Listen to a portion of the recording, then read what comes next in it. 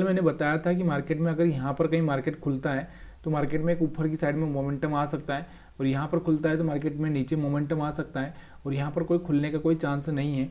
ये मैंने कल के वीडियो में आपको बताया था, और सपोर्ट रेजिस्टेंस के हिसाब से भी बताया था। अगर आपको वीडियो पसंद आया तो आपने देखा भी होगा, और अगर आया होगा तो आपको लगा भी होगा कि हमने जो अनुमान लगाया था वो सही था। अब हम बात करते हैं कल के लिए, आज का चार्ट एनालिसिस करते हैं। तो आज का जो कैंडल बना है आपको दिख रहा होगा कि किस तरह का कैंडल बना है। तो ये कैंडल को अगर हम देखें तो एक अच्छा सा कैंडल दिख रहा है, ग्रीन कैंडल भी है, उसके बाद हैमर जैसा कैंडल दिख रहा है, लेकिन इनका कोई भरोसा नहीं होता। कैंडल क्या होता है, ऑपरेटर के हिसाब से चलता है, तो ऑपरेटर जो चाहता है वही होता है। अब वो कैसे चाहता है, तो यहाँ से आप देखोगे तो यहाँ पर आप इस चार्ट को अगर आप देखना चाहोगे तो यहाँ पर आप देखो 1 घंटे की टाइम फ्रेम में इसको अगर हम एनालिसिस करें, तो मैंने आपको बताया था, कल भी मैंने आपको बताया था कि देखिए अगर हम 1 घंटे के हिसाब से इसको एनालिसिस करें तो यहाँ पर क्या हो सकता है।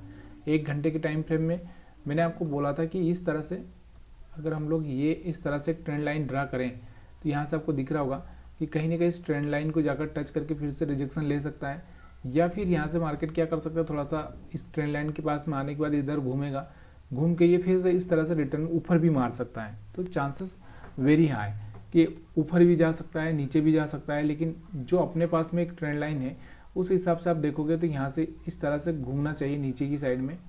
अगर उसको नीचे जाना होगा, ऊपर जाना होगा तो मार्केट यहीं पे घूमता रहेगा, हाई लो इस तरह से करेगा, और फिर यहाँ से इस तरह से अप साइड में जा सकता है। तो यहाँ से तो अभी मैंने आपको कल ही बताया था कि जब तक ये स्विंग हाई ब्रेक ना कर दे, इस पर सस्टेन ना कर दे, तब तक बाइंग का कोई चांसेस नहीं है। अभी हमारे पास में यहाँ पर क्या हो गया कि अगर हम बात करें तो इस तरह से यहाँ पर भी एक छोटे छोटे स्विंग बन रहे हैं। तो यहाँ से कि ये वाला एरिया हो गया, ये वाला एरिया आप देखोगे तो ये कौन सा वाला एरिया है, यहाँ पर मैं आपको बता दूँ तो ये वाला एरिया है अपना 21,770 के आसपास। समझो कि 21,770 के आसपास मार्केट अगर सस्टेन करेगा तो पॉसिबिलिटी है ऊपर की साइड में। अगर इसके लिए सबसे पहले आपको ये देखना ज़रूरी है कि भाई एसएल कहाँ पड़े हैं, क्योंकि एसएल के हिसाब से ही मार्केट थोड़ा सा बिहेवियर करता है। तो एसएल देखना बहुत ज़रूरी हो जाता है कि एसएल कहाँ पर पड़े हैं। तो इसी चार्ट को हम लोग थोड़ा सा 15 मिनट के टाइम फ्रेम में अगर रीड करें तो यहाँ से आप देखोगे 15 मिनट के टाइम फ्रेम में अगर आप रीड करो तो यहाँ से मार्केट क्या कर रहा है, बाउंस बैक लिया, फिर नीचे आया, फिर से बाउंस बैक लिया।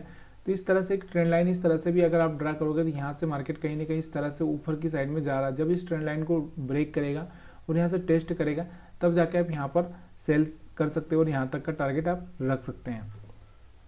अब सारी बात आती है कि हम लोग अगर देखें यहाँ पर तो यहाँ से भी आप एक छोटा सा ट्रेंड लाइन आपको बनता हुआ दिख रहा होगा। अगर यहाँ से अगर आप देखोगे तो यहाँ से इस तरह से भी ट्रेंड लाइन अगर चाहें तो आप बना सकते हैं, तो समझ में आ रहा होगा आपको। तो यहाँ से भी ट्रेंड लाइन का भी सहारा ले सकते हैं, या फिर आप स्टॉप लॉस हंटिंग के हिसाब से अगर देखना चाहेंगे इसको स्टॉप लॉस हंटिंग के हिसाब से, तो हमारे जितने भी एसएल हैं वो अभी कहाँ पर पड़े हैं कि यहाँ पर वाले थोड़े से एसएल बचे हुए हैं। यहाँ पर हो सकता है कल मार्केट यहाँ पर खुल जाए और फिर इनको निपटा के फिर मार्केट नीचे आ जाए और ये जो बायर्स हैं इनको भी निपटा दे। तो ये पॉसिबिलिटी अपने पास में यहाँ पर दिख रही होगी। तो ये वाले जो एसएल ये भी खा जाएंगे। उसके बाद में अगर मार्केट नीचे या फिर यहाँ पर खुल जाए मार्केट फिर इस तरह से बिहेवियर कर दे, या फिर मार्केट यहाँ पर खुले यहाँ पर और फिर इस तरह से आ जाए, तो ये सारी पॉसिबिलिटी यहाँ पर बनी है। लेकिन हम लोग यहाँ पर देखते हैं हमारे एसएल कहाँ पे पड़े हैं। मेन चीज़ हमारे पास में एसएल है। तो देखो यहाँ पर अगर हम बात करते हैं तो यहाँ पर जो बाइंग करके कुछ लोग आए होंगे तो इनके एसएल तो यहाँ पर ये वापस से मार्केट घूम के आया था तो यहाँ तो निकाल ही दिया था। तो यहाँ तो कोई मतलब नहीं। अब यहाँ पर कुछ यहाँ पर मतलब नहीं, मतलब यहाँ पर जो बायर्स आए होंगे इनके तो यहाँ से निकल चुके हैं। यहाँ पर एसएल पड़े हैं अपने पास में। और अगर हम बात करें तो यहाँ पर जो सेल करके गया होगा, जो यहाँ पर उनके बायर सेलर से दोनों के एसएल पड़े होंगे, तो यहाँ से 21,750। और अगर हम बात करें नीचे की साइड में तो 21,650 के आसपास का एक अच्छा सा यहाँ पर एक गैप है। ये गैप में आपको दिख सकता है कि मार्केट नीचे वाले को ट्रैप करे या ऊपर वाले को ट्रैप करे, ये कल खुलने के बाद आपको पता चलेगा। उसके बाद अगर हम पुराने एसएल की बात करें तो पुराने एसएल आपको दिखाई दे रहे होंगे कि यहाँ पर और यहाँ पर पड़े हुए हैं। तो यहाँ पर अभी मार्केट में ऊपर की साइड में एसएल भी है। तो मार्केट ऊपर का बिहेवियर बाद में ही करेगा। अगर यहाँ से वो कुछ ओपन होता है और यहाँ से आपको दिख रहा होगा कि यहाँ पर एक क्या है, यहाँ पे एक रेजिस्टेंस से रिजेक्शन लेता है तो फिर नीचे की साइड में आ सकता है, और रिजेक्शन नहीं लेता और इसको पार कर देता है तो फिर ऊपर की साइड में यहाँ पर जा सकता है, 21,950 के आसपास जा सकता है। पॉसिबिलिटी ऊपर भी है और नीचे भी है। लेकिन ये आपको कल का जो डायरेक्शन मिलेगा, कल जो मार्केट का साइकोलॉजी होगा होगा उसके हिसाब से आपको देखना पड़ेगा कि मार्केट नीचे वाले लोगों को ट्रैप करने के लिए आएगा कि ऊपर वाले को ट्रैप करने जाएगा। यहाँ से हम देखेंगे तो यहाँ पर एसएल है और यहाँ पर एसएल है 2, और ऊपर की साइड में यहाँ पर एसएल है, ठीक है।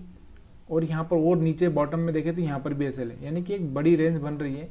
तो हो सकता है एक्सपायरी में एक अच्छी सी बड़ी रेंज का फ़ायदा आपको देखने को मिल जाए।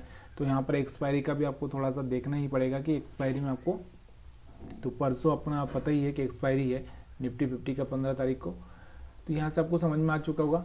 हम बैंक निफ्टी की बात करते हैं। बैंक निफ्टी में मैंने आपको बताया था, तो बैंक निफ्टी में हम बात करते हैं अभी। अच्छा, एक कमेंट करके बताइएगा मेरे को, अगर आप वीडियो देख रहे हैं तो आपको ये मैच ऑप्शन चेन एनालिसिस के हिसाब से ज़्यादा अच्छा लगता है वीडियो, या फिर आपको यहाँ पर नॉर्मल हम जो स्टॉप लॉस हंटिंग के हिसाब से या ऐसे ही बना लेते हैं सपोर्ट रेजिस्टेंस, उसके हिसाब से अच्छा लगता है? प्लीज़ यार कमेंट करके बताइएगा।